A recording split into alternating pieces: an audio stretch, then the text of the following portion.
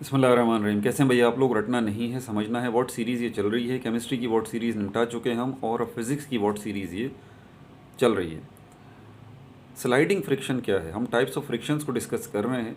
पिछले शॉर्ट्स के अंदर हमने स्टैटिक फ्रिक्शन को डिस्कस किया, हमने काइनेटिक फ्रिक्शन को डिस्कस किया। इस शॉर्ट में हम जो है वो स्लाइडिंग फ्रिक्शन को डिस्कस करेंगे। मैं कहता हूँ नाम पे आप गौर किया करें ना, आपके आधे से ज़्यादा मसले हल हो जाएंगे।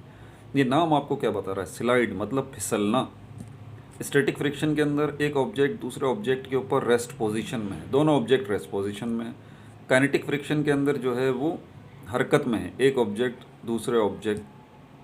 जो है वो हरकत में है, ठीक है।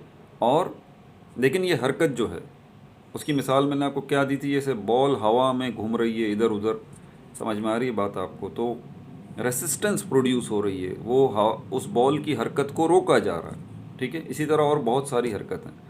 एक ख़ास किस्म की हरकत है, इसको हम स्लाइड कहते हैं, ठीक है, जिसमें एक ऑब्जेक्ट दूसरे ऑब्जेक्ट के ऊपर स्लाइड करता है।